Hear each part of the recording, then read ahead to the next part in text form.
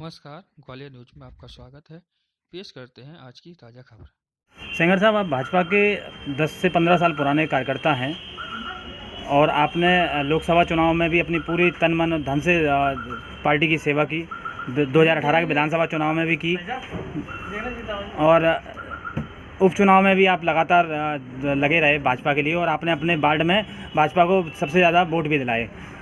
नगर निगम चुनाव आ चुके हैं, इसमें आप अपनी भूमिका को किस प्रकार से देखते हैं? देखिए, नगर निगम हो चाहे विधानसभा हो चाहे लोकसभा हो, मेरा कर्तव्य है। एक तो मैं पहले बता दूं कि मैं जो पार्टी में काम कर रहा हूं वो भी भारतीय जनता पार्टी में काम कर रहा हूं। एक राष्ट्रवादी पार्टी, इसलिए इसमें काम कर रहा हूं।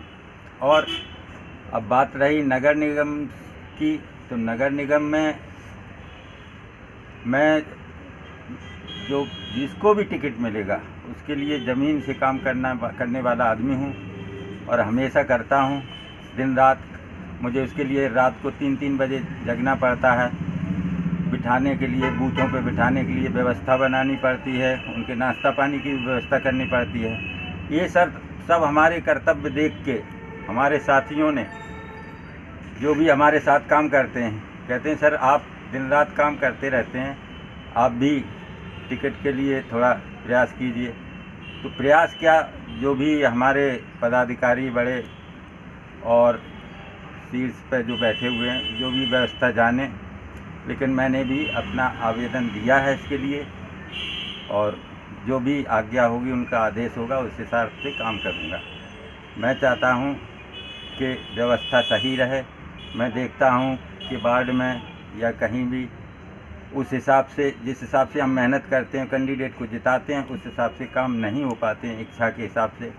अगर अवसर मिला तो हम भी उस तरह से व्यवस्था, जैसे गरीब हैं, गरीबों के लिए भी बहुत हमने विगत कई साल से, 10 साल से जैसे हम सक्रिय भूमिका निभा रहे हैं यहाँ पर।